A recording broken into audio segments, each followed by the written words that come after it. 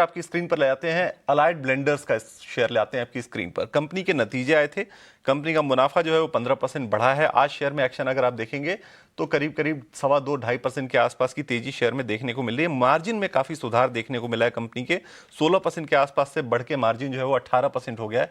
नतीजों का impact share में भी दिख रहा है। कंपनी के टॉप मैनेजमेंट से हमारे साथ कंपनी के एमडी जुड़ने वाले हैं, तिमाही नतीजों पर उनसे चर्चा करेंगे और उनसे पूछेंगे कि आगे का आउटलुक क्या है। तो हमारे साथ इस वक्त जुड़ रहे हैं कंपनी के एमडी आलोक गुप्ता जी। आलोक जी, गुड मॉर्निंग, बहुत स्वागत है आपका 18 हाउस स्वदेश पर। और नतीजे आपके आए, नतीजे अच्छे रहे हैं। पहला सवाल मेरा नतीजों के ऊपर ही है आपका कि इस बार जो आपकी स्ट्रॉन्ग वॉल्यूम ग्रोथ दिखी है, अब जो पीएनए कैटेगरी है आपकी, उसमें जो है स्ट्रॉन्ग वॉल्यूम ग्रोथ दिखी है, करीब करीब 17% के आसपास की वॉल्यूम ग्रोथ वहां देखने को मिली है।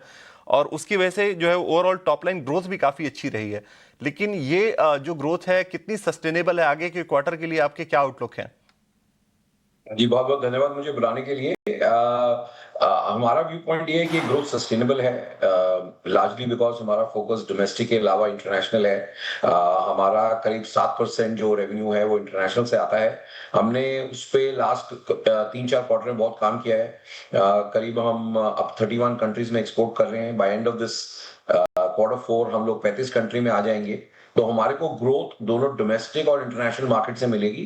तो जो हमारी गाइडेंस है डबल डिजिट वॉल्यूम ग्रोथ और mid double digit value growth, हमको लगता है कि इस गाइडेंस पे हम क्वार्टर 4 के एंड तक अपने रिजल्ट अनाउंस कर पाएंगे। बिल्कुल। आपने ग्लोबल एक्सपेंशन की बात की, आपने प्लान किया है कि आप 35 कंट्रीज में एक्सपेंड करने वाले हैं बाई मार्च 26। तो क्या ये प्लान जो है वो ऑन ट्रैक है? उस डायरेक्शन में जो है वो प्रोग्रेस सही तरीके से हो रही है? फुल ऑन ट्रैक है। क्वार्टर 3 एंडिंग हम ऑलरेडी 31 कंट्रीज में हैं and by quarter 4 we will definitely reach 35 countries और मोर। एक सवाल मेरा कमोडिटी प्राइसेस को लेकर है। अगर ओवरऑल आप देखें पिछले क्वार्टर में तो कमोडिटी प्राइसेस में काफी सॉफ्टनिंग देखने को मिली। उसके अलावा पैकेजिंग प्राइसेस में भी काफी गिरावट आई और उसका शायद असर मार्जिन पे भी देखने को मिला है। 351 बेसिस पॉइंट के आसपास जो है वो मार्जिन सालाना आधार पर सुधरे हैं। आगे के लिए आपका क्या आउटलुक है कमोडिटी प्राइसेस को लेकर? और मार्जिन को अगर हम उसके साथ क्लब करें तो क्या इंपैक्ट आगे देखने को मिल सकता है? क्या ये ग्रोथ वहां उतनी ही रहेगी मार्जिन को लेकर, या आगे कुछ हल्की फुल्की गिरावट मार्जिन में देखने को मिल सकती है? ये जहाँ तक मार्जिन का सवाल है, हमको लगता है कि हमारा मार्जिन में हमको एक्सपेंशन आएगा क्योंकि जो हम कैपेक्स में इन्वेस्टमेंट कर रहे हैं, बैकवर्ड इंटीग्रेशन, हमारा पीईटी प्लांट अब फुल कैपेसिटी पे चल रहा है। सो क्वार्टर 4 ऑनवर्ड्स हमारे को पूरा एडवांटेज मिलेगा हमारा पीईटी प्लांट का। मीनाक्षी में जो हमने इन्वेस्टमेंट किया था, ईएनए एक्सपेंशन, वो प्लांट हमारा फुल कैपेसिटी पे चल रहा है। हम लोगों ने 2 बॉटलिंग यूनिट अनाउंस करे हैं, state of the art fully automated, Maharashtra state के अंदर और यूपी के अंदर, जो अगले फाइनेंशियल ईयर के Q3 तक चालू हो जाएंगे। उससे हमको अगेन ग्रॉस मार्जिन में बहुत इंपैक्ट पड़ेगा। तो हमारा जहां तक मार्जिन एक्सपेंशन का आउटलुक है और जो हमारी गाइडेंस है, जो हमारे इन्वेस्टमेंट डेक में भी आपको देखने को मिलेगी, जो करंट लेवल 14% की है, हमने उसमें गाइडेंस ये दी है करीब 18% बाय FY 28 होगा। जहां तक सवाल है कमोडिटी प्राइसेस का, हमारा आउटलुक शॉर्ट टर्म में ये है कि कमोडिटी प्राइसेस विल होल्ड। थोड़ा हमको जो वॉच करना है वो हमको फॉरेक्स को करना है, बिकॉज इंडिया इंपोर्ट करता है यूके से। तो थोड़ा पाउंड जो भी थोड़ा स्ट्रांग हुआ है, बस उसी को वॉच करना है। बट मुझे नहीं लगता कि क्वार्टर 4 के अंदर कोई सिग्निफिकेंट इंपैक्ट मार्जिन पे आएगा।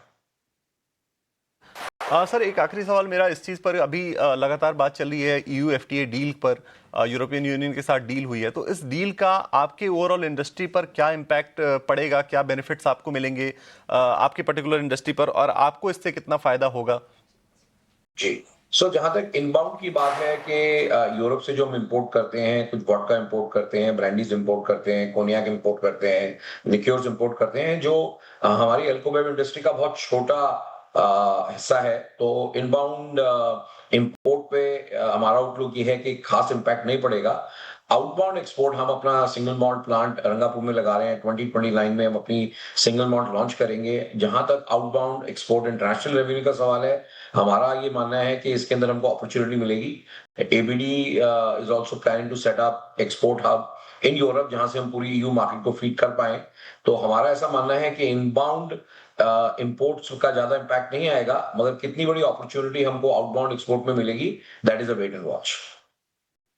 बाउंड में अपॉर्चुनिटीज मिलेंगी, ये हमें देखना पड़ेगा वक्त के साथ, ये मैनेजमेंट का कहना है। बहुत शुक्रिया आलोक जी आज जुड़ने के लिए 18 और स्वदेश पर और नतीजों पर इतने डिटेल में अच्छे तरीके से बात करने के लिए, कंपनी का आउटपुट बताने के लिए।